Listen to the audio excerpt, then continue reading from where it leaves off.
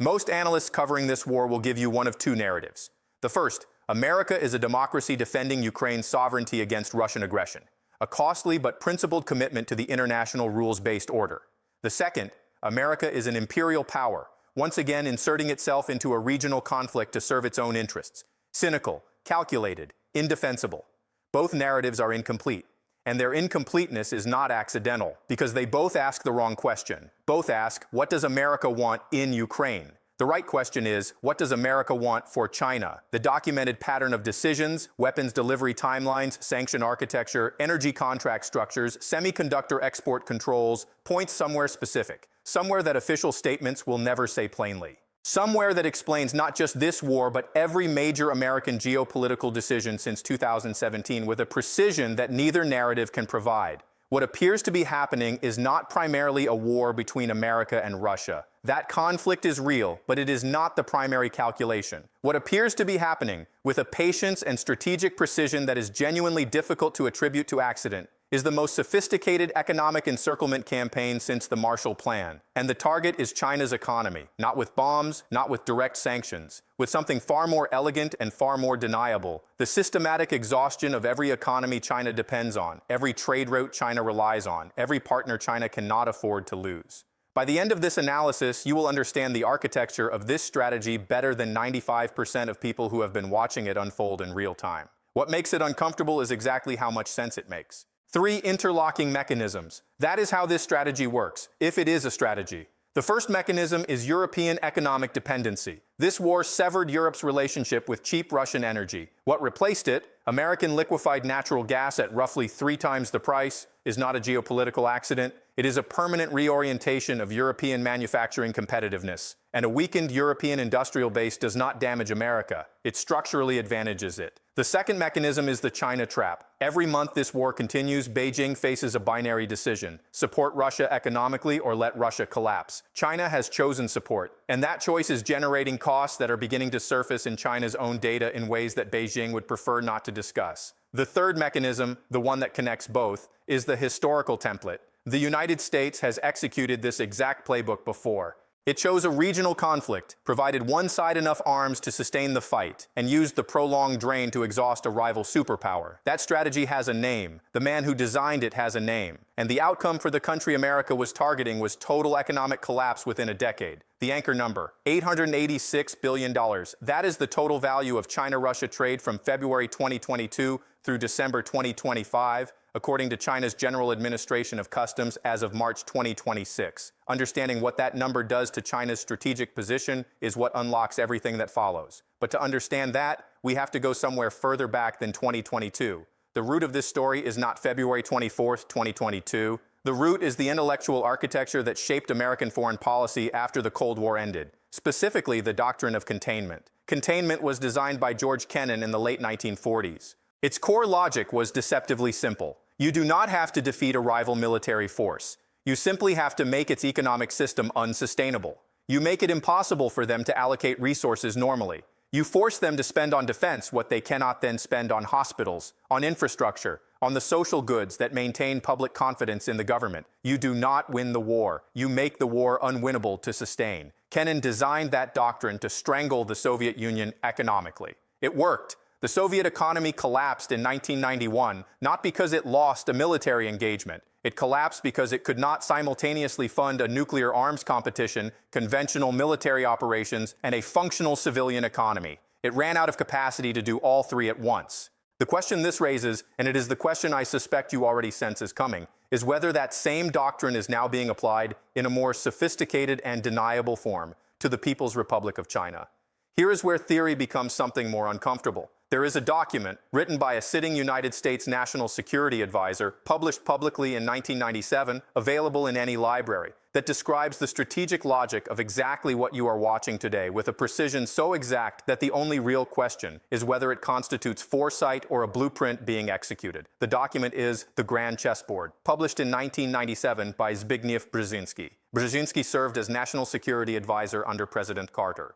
He is the man who, by his own later acknowledgement, designed the covert program to draw the Soviet Union into Afghanistan in 1979, a program that by CIA post-mortem estimates cost the Soviet state approximately $50 billion and contributed directly to the economic conditions that preceded its collapse. In the Grand Chessboard, Brzezinski described Eurasia as the primary prize of geopolitical competition. His exact framing, America's global primacy is directly dependent on how long and how effectively its preponderance on the Eurasian continent is sustained. That is not commentary. That is a doctrine. And the primary threat to that primacy, Brzezinski wrote, would be any power that consolidated meaningful control over the Eurasian landmass, specifically any China-Russia-Europe alignment. A triangle of that kind, he argued, would represent the end of American geopolitical dominance. His prescription was equally specific: prevent that triangle from forming by any means necessary. Now hold that framework: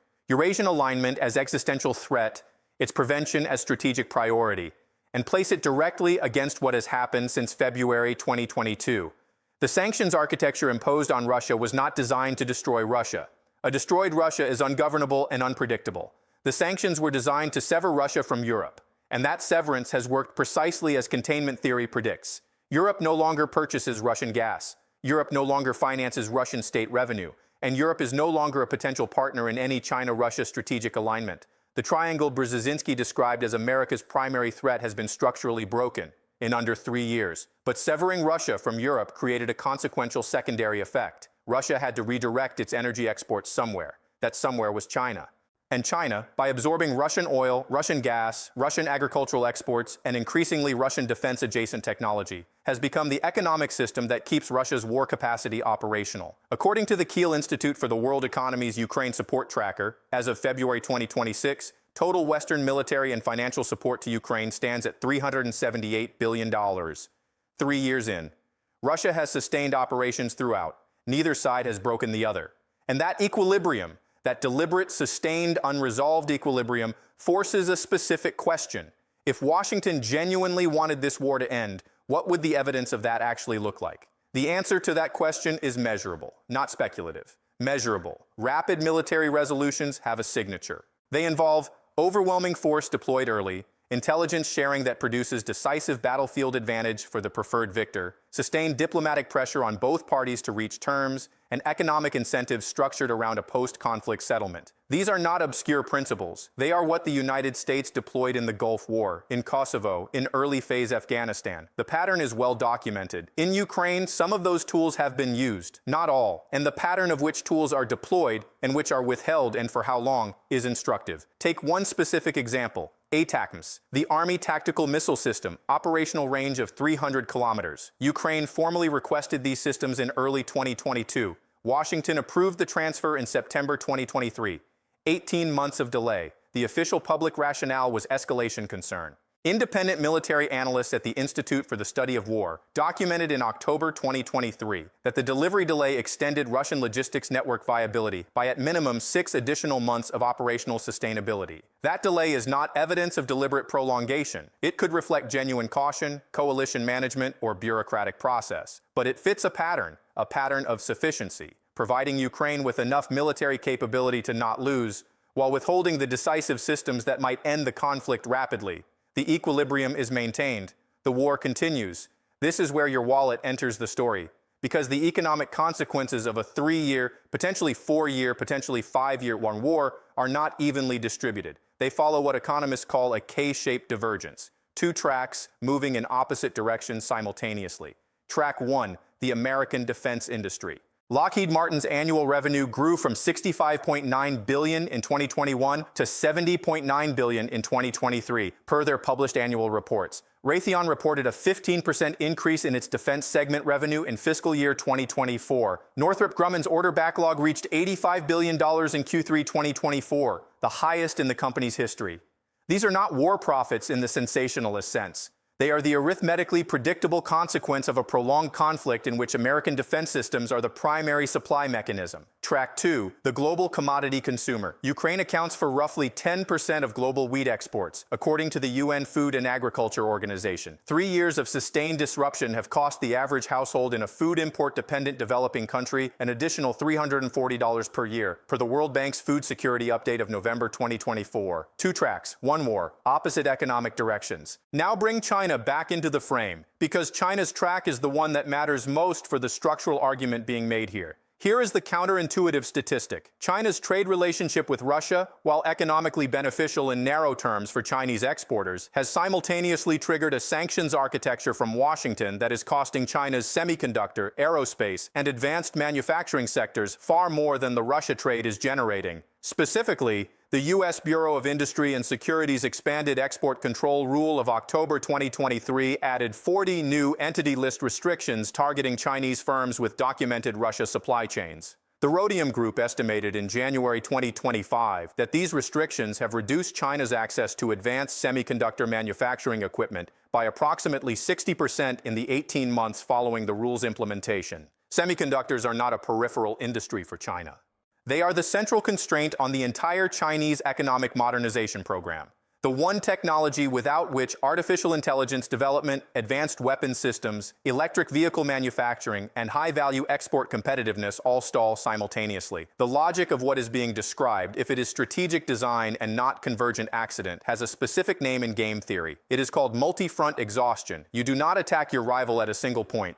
You force them to defend simultaneously across economic, diplomatic, and technological dimensions, in a way that makes each individual response strategically rational, while the aggregate cost becomes progressively unsustainable. Here is the part that mainstream analysis will not say plainly, and the reason it won't is the same reason you need to hear it. Because the historical precedent for this entire framework is not theoretical. It is documented. It was operationalized. And the person who designed it described it openly in his own words. In 1979, National Security Advisor Zbigniew Brzezinski walked into the Oval Office and presented President Jimmy Carter with a covert action proposal. The Soviet Union had been monitoring instability in Afghanistan. Brzezinski's proposal was to accelerate that instability, to covertly arm the Afghan Mujahideen not to liberate Afghanistan, but to trap the Soviet Union in a prolonged, unwinnable military engagement on its own southern border. Carter signed the authorization in July 1979. The Soviet Union invaded Afghanistan in December 1979.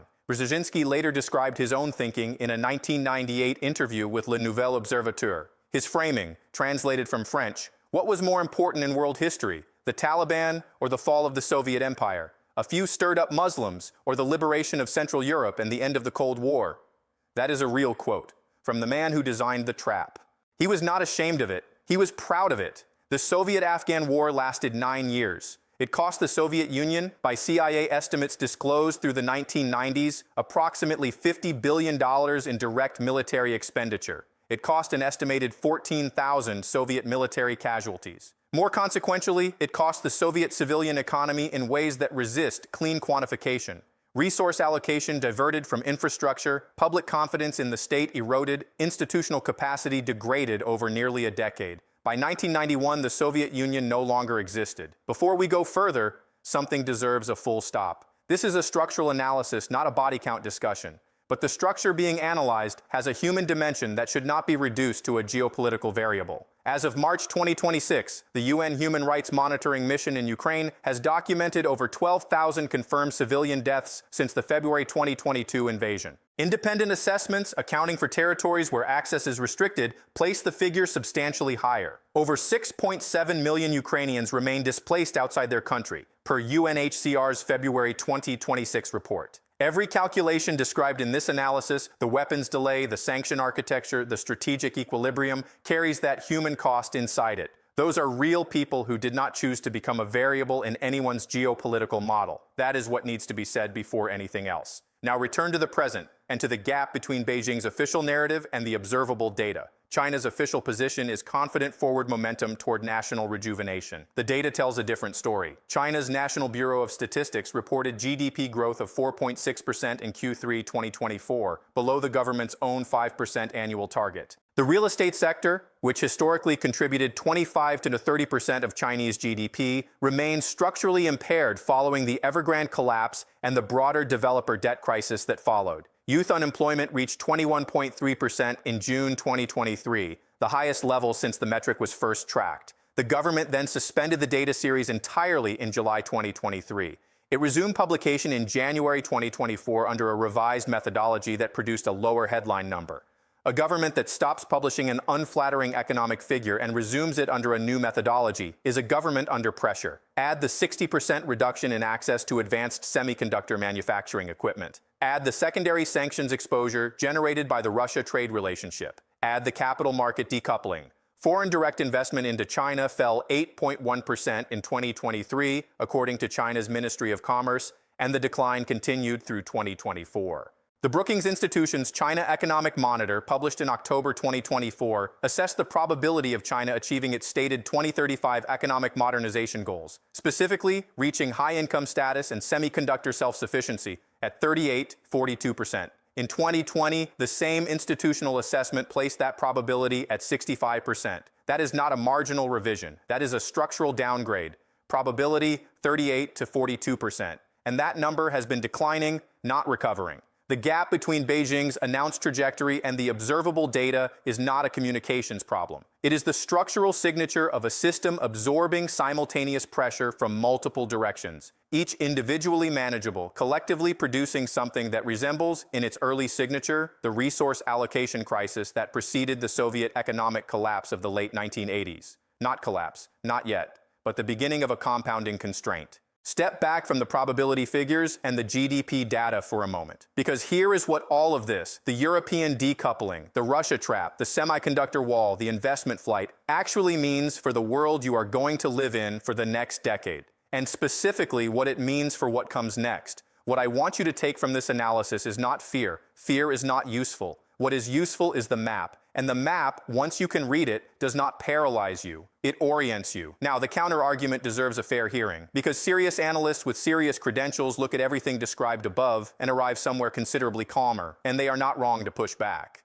Their argument, America does not possess that level of strategic coherence. Washington is not executing a multi-decade master plan with synchronized precision. It is reacting, often incoherently, often belatedly, to events it did not design and frequently cannot control. The delays in weapons transfers reflect congressional politics and escalation caution, not calculated prolongation. The semiconductor export controls are as much domestic industrial policy as China containment. The European energy realignment was a consequence of Russian military aggression, not American engineering. The economic pressure on China is real but substantially self-inflicted, the result of Beijing's own policy choices, not a trap Washington constructed and baited. There is genuine truth in that counter-argument. American foreign policy is not a chess grandmaster executing perfect coordinated moves. It is fractured by electoral cycles, lobbying pressure, institutional inertia, and competing bureaucratic interests. There is a meaningful analytical difference between a coherent strategy and a pattern that resembles one when viewed in retrospect.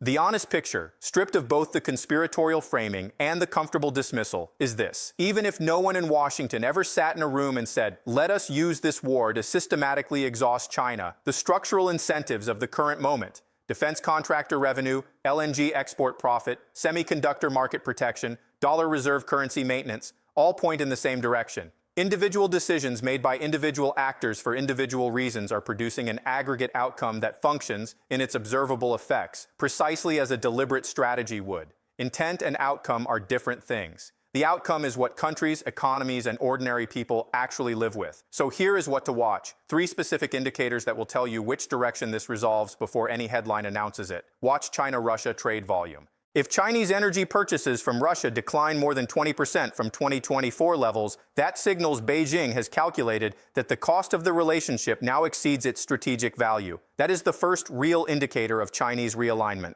and it will precede any public announcement by months. Watch the semiconductor exception lists. If Washington begins quietly granting licensing exemptions to its export control rules for specific categories of Chinese technology firms, that is a negotiating signal. It means an off-ramp is being constructed, one that neither side can announce publicly but both sides need. Watch the format of any Ukraine peace negotiation. If any proposed framework includes a formal diplomatic role for China, Washington has made a calculation. China's neutralization has been partially achieved, and the next phase of management is beginning. Those 3 data points will tell you more than 100 press conferences combined. The people who navigate what comes next will not be the ones who watch this as a Ukraine story or a Russia story or even an American story. They will be the ones who understood from the beginning that it was a China story, told at the expense of Ukraine, Russia, and European industrial competitiveness, and who adjusted their understanding of global supply chains, currency exposure, and economic alignment accordingly. The map is there. It has always been there. Wars almost never persist because everyone decided they wanted them to.